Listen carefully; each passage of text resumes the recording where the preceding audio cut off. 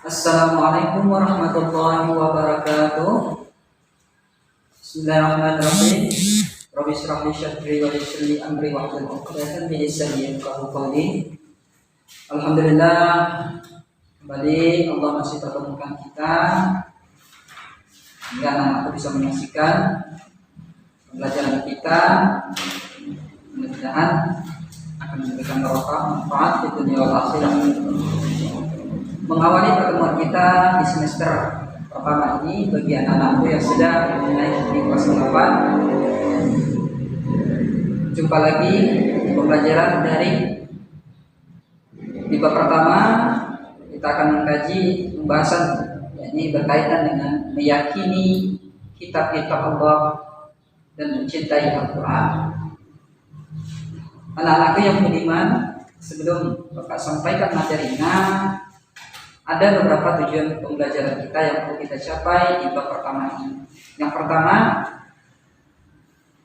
memahami makna beriman kepada kitab-kitab Allah. Yang kedua, mengaplikasikan keimanan kita kepada kitab-kitab Allah dalam kehidupan sehari-hari. Nanti setelah mempelajari bab ini, diharapkan siswa-siswaku, anak-anakku yang beriman akan mengaplikasikannya dalam kehidupan dan mengamalkannya. Allah Subhanahu wa Ta'ala tidak menghendaki umat manusia itu berada dalam kesesatan. Oleh karena itu, tujuan dari Allah menurunkan kitab-kitabnya adalah untuk memberikan petunjuk kepada umat manusia, di mana ketika kita memahami keimanan kepada kitab-kitab Allah, artinya kita harus berpegang teguh kepada ajaran-ajaran tersebut. Di dalam keimanan kita dari beriman kepada kitab-kitab Allah ini merujuk kepada rukun iman yang ketiga. Merujuk kepada rukun iman artinya mengimani dengan sepenuh hati bahwa Allah benar-benar menurunkan kitab tersebut sebagai acuan kehidupan kita dalam menjalani kehidupan ini berdasarkan hukum-hukum syariat yang sudah Allah tentukan. Nah, setiap akal tidak akan bisa menerima perkara-perkara yang lain. Oleh karena itu Allah telah menurunkan Al-Quran kepada Nabi dan Rasul untuk landasan seorang dalam beriman, untuk membedakan mana yang hak dan mana yang batil. Ada beberapa nama-nama kitab yang Allah turunkan, di mana kalau Allah turunkan kitab-kitab ini, sepeninggalan para nabi dan rasul sudah pasti akan mengalami tingkah laku yang menyimpang dalam kehidupan. Oleh karena itu, tujuan dari kitab-kitab ini adalah untuk merujuk kembali kehidupan manusia itu kepada jalan yang benar. Nah, kalau kita perhatikan ada beberapa nama kitab yang Allah turunkan. Yang pertama namanya Taurat. Ada lagi namanya Zabur. Ada lagi yang namanya Injil. Ada lagi yang namanya Al-Quran. Nah, Al-Quran inilah yang Allah turunkan kepada baginda Muhammad SAW sebagai kitab umat manusia akhir zaman. Oleh karena itu, kita sebagai umatnya Nabi Muhammad harus berpegang teguh kepada Al-Quran. Karena Rasulullah SAW sendiri telah berpesan, telah aku tinggalkan dua pusaka, niscaya jika kalian berpegang kepada keduanya, maka kalian tidak akan sesat selamanya. Itulah kata baginda Muhammad SAW, yaitu Al-Quran dan Hadis. Nah,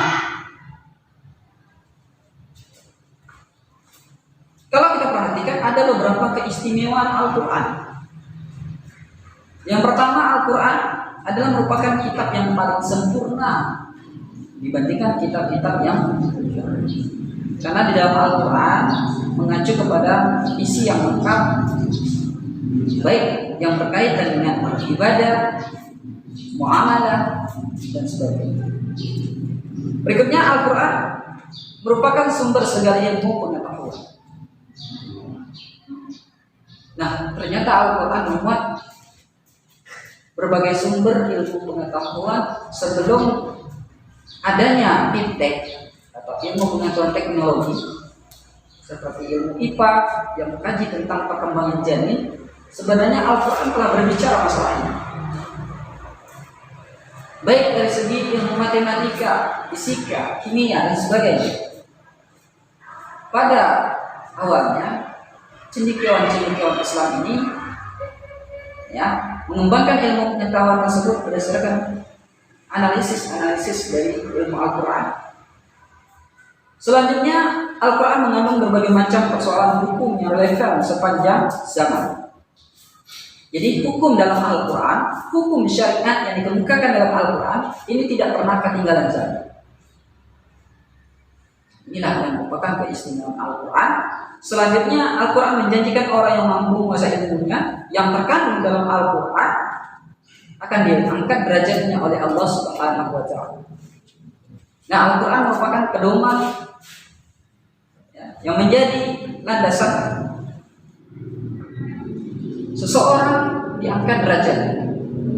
Ketika seseorang bisa memahami ilmu Al-Quran, maka Allah sudah menjamin akan diangkat derajatnya di sisi Allah Subhanahu wa Ta'ala, yang merupakan termasuk orang-orang alim, orang-orang yang memang memahami ilmu agama, yang rujukannya juga dalam. Selanjutnya, yang perlu Bapak sampaikan juga di sini adalah isi yang terkandung dalam Al-Quran. Ada 5 isi yang terkandung dalam Al-Quran. Nah, ini yang perlu diingat. Yang pertama, akidah. Dalam Al-Quran memuat masalah akidah. Allah Subhanahu wa Ta'ala ketika menyuruh para nabi dan rasul, khususnya Nabi Muhammad SAW, tidak berdakwah untuk menyuruh orang sholat pertama kali, tapi Rasulullah SAW meyakinkan bahwa akidah Tuhan yang berhak disembah hanyalah Allah. Itu yang berkaitan dengan akidah. Yang kedua, akhlak. Jadi akhlak yang termuat, yang diceritakan dalam Al-Quran berhubungan dengan kita sama manusia, berhubungan kita dengan Allah, dan berhubungan dengan kita terhadap sesama makhluk Allah yang lain. Itu merupakan ada akhlak-akhlak yang diceritakan, ada adab, ada etika. Selanjutnya dalam Al-Quran juga memuat masalah ibadah. Dalam ibadah diajarkan bagaimana tata cara, misalnya sholat, wudhu, sebagainya. Itu ada aturan-aturan main dalam kita beribadah kepada Allah Subhanahu wa Ta'ala. Tidak semerta-merta kita beribadah semaunya kita sendiri. Selanjutnya juga berkaitan dengan muamalah. Ada aturan-aturan yang Allah buat di dalam Al-Quran tentang hubungan kita dengan manusia, baik dalam masalah perdagangan, pernikahan, sewa menyewa, semuanya punya aturan. Misalnya ketika kita berjual beli, maka ada akad yang kita keluarkan. Ketika kita melakukan hubungan tersebut, pasti ada aturan-aturan. Kemudian tarikh. Di sini isi Al-Quran yang memuat masalah tarikh adalah cerita umat-umat terdahulu yang digambarkan dalam Al-Quran.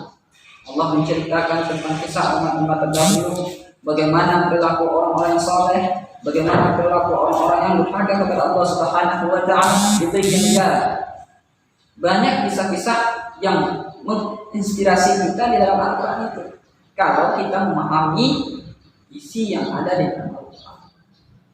Nah, anak-anakku, luar biasa keistimewaan Al-Quran itu, dan kewajiban kita terhadap Al-Quran tidak hanya membaca, tapi juga harus memahami dan mempelajari isi yang terkandung dalam Al-Quran. Demikianlah bisa Bapak sampaikan. Mudah-mudahan akan memberikan manfaat dan bisa memahami. Akhiri dengan syukur binafsikum bitaqwallah. Wassalamualaikum warahmatullahi wabarakatuh.